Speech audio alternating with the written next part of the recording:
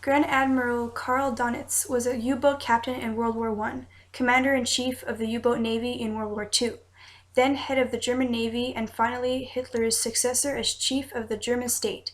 He was charged with history's most brilliant exponent of underwater warfare, the U-boat.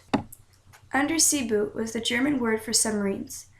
The word Unterseeboot is essentially where U-boats came from. The U-boat was Germany's primary naval weapon in World War I and II. They were referred to as steel coffins. At first, the U-boat design was rejected and actually banned under the Treaty of Versailles. When Hitler officially broke down the Treaty of Versailles in 1935, he began rearming for war. Hitler's shipyards began assembling U-boat parts. By the end of 1935, more than 24 U-boats were under construction. Type 7 was destined to become the classic U-boat of World War II by the standards of its time. It was an affordable combat submarine and an ideal model for mass production. Type 7B was 218 feet long, displaced 753 tons, and made 16 to 17 knots on the surface. It was a quick diver and it was armed with 4 bow torpedo tubes and another at the stern. It had an 88mm gun in front of the conning tower, as well as a 20mm anti-aircraft gun on the deck behind it. The U-boat had a range of 8,700 sea miles at 10 knots. The U-boat was a cigar-shaped ship, therefore it was able to move fast across the water and didn't have very much surface area. If you know racing boats, those are cigar-shaped, so they're able to go faster. Creator of the modern German U-boat navy, Admiral Alfred von Tirpitz claimed that Germany has no need of submarines.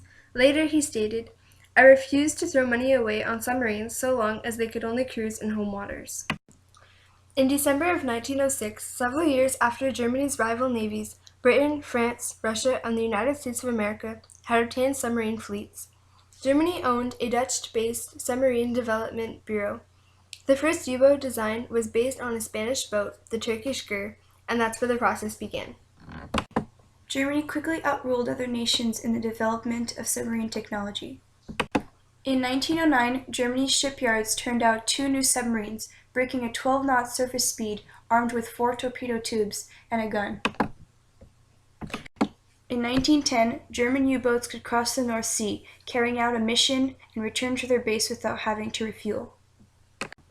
In 1913, U-boats of the U-19 class were equipped with more efficient diesel engines, superior periscopes, and powerful wireless transmitters. They were capable of cruising 5,000 miles. In other words, were capable of operations in waters around the entire coast of Great Britain.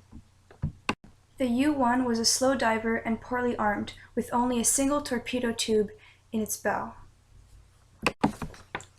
The characteristics of a submarine made it perfect for sneaking underwater while doing sea patrol, or to launch an ambush unseen at the vulnerable points of meeting ships heading toward British ports.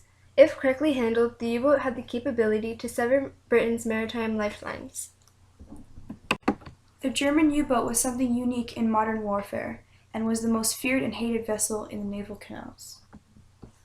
Twice in the span of 25 years, at the most critical stages of both world wars, U-boats alone had the power to decide the outcome of Germany. Both times they came within reach of victory, in an attempt to isolate Britain and force her to terms. But again, twice, they were prevented from doing so. Ensuring that they did not succeed, the United States of America intervened.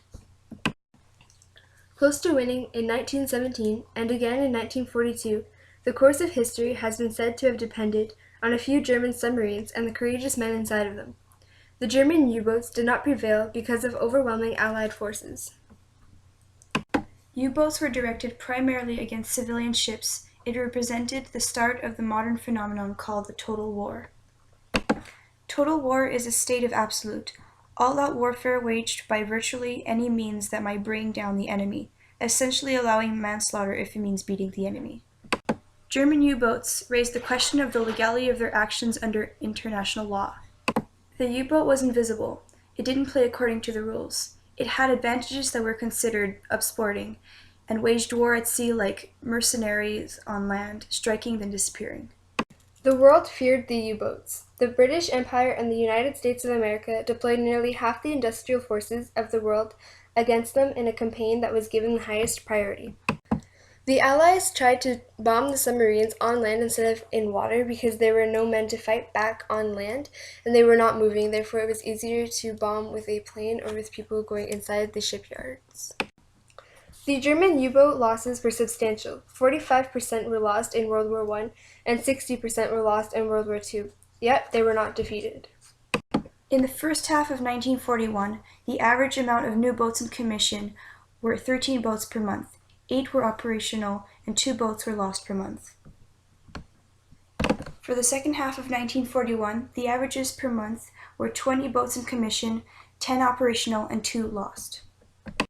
In 1942 and 1943, many U-boats were sunk, not just 2 per month like in 1941, but as many as 20 to 80 U-boats were sunk.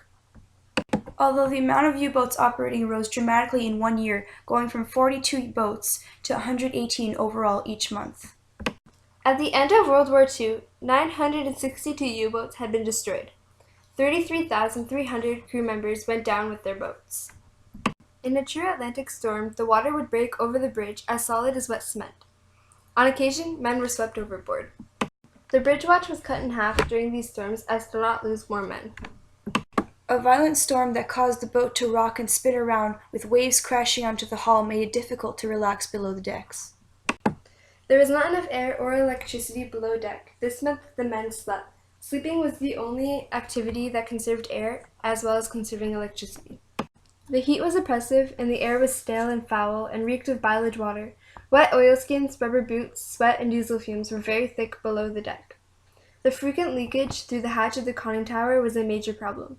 The bunks were constantly moldy, charts were rotting away, and there was always a gray-green film of mildew that coated clothes and utilities.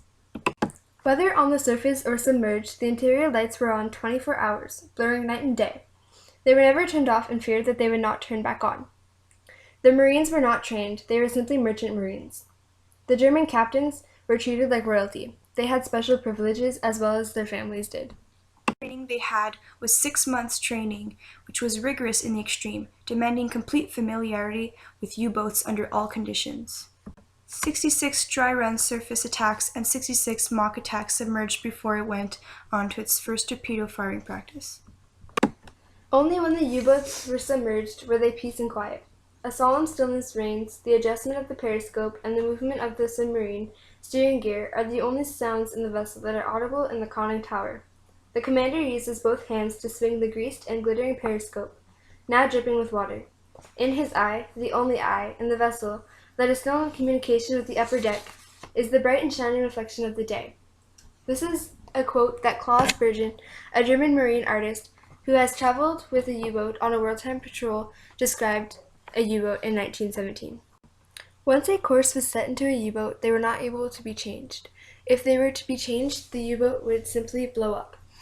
This system was put into place so that in any case the Allies got their hands on a working U-boat, they were not able to use it against the Germans. The average tonnage sunk for each U-boat in 1942 from January to June was almost 2,000 tons, losing more and more tonnage every month. The tonnage of supplies destroyed is what mattered. It was not the lives that were lost. Although the first German U-boat killed 1,460 people. Friday, October 13, 1939, a German U-boat, the U-29, had succeeded in sinking the aircraft carrier Courageous off the west coast of England. Donitz quickly realized that in any war against Britain, Germany's key weapon would be the U-boat. Germany needed 300 U-boats to successfully ensure victory, but they only had 57. Karl Donitz felt no remorse as he sent the message to his commanders on the afternoon of September 3, 1939. Commence hostilities against Britain forthwith. This war must be taken very seriously. Make no mistakes about it. It may well last for 7 years, and we shall probably be only too happy to see it end in a peace negotiation. In the last 2 world wars, nearly 8,000 merchant ships were sunk by U-boats, and hundreds of thousands of lives were lost. The U-boat men were viewed as barbarian pirates in World War I and as fanatical Nazis in World War II. The question is, were they pirates or were they merely professional sailors doing their duty? For a long time, sailors ignored the idea of convoys, but it was finally accepted out of desperation. Then they stopped losing to U-boat attacks. At that point, U-boats had a difficult time trying to attack merchant ships that were so greatly protected by warships. Convoys could sink submarines. Attacks against U-boats increased dramatically. If it would have been decided to let go of the idea of convoys, the British and their allies would have lost the war. The convoy system was British and introduced in May 1917. Originally, convoys were organized for wine trading between the English and the French in the 14th century. Then they became defense ships, which resulted in many sea battles, the enemy striving to attack the convoys. In fact, most battles in the sea were for this reason. A convoy is a group of merchant ships traveling together, surrounded by warships for protection and support. On many occasions, the convoys were armed, as they sailed in groups of 30 to 70 ships, but most of the time, the convoy was unarmed. A convoy could transport either cargo or American troops that could vary around 20,000 and 30,000 men. There are three types of convoy: slow, medium, and fast. The fast convoy traveled in dozens per group, and were vast ocean liners that could journey at the speed of 13 knots. The medium convoy and the slow convoy only carried cargo, and contrary to the fast convoy, they traveled in more numerous groups of up to 40 to 50 ships in a small group. But at a lower speed, medium convoys went only 9 or 10 knots fast, and the slow convoys went only 4 or 7 knots fast. There is a story about Germans that were on guard during the war, but when they spotted the convoys approaching, they fled. They ran away at the sight of many ships coming in their direction instead of taking the risk of fighting back. Every day of the week, convoys went out in groups of 100 or more ships, departing from New York or from a Canadian port, out across the Atlantic Ocean from west to east, being just about as many ships coming back. Convoys were very precise and organized in their scheduling. They were all scheduled to arrive on time at a specific rendezvous, but the plan could be changed if needed, each convoy taking a different route. Their timing was as exact as an express train. They were very detailed on their plan on both ends of the Atlantic, gun crews prepared and all.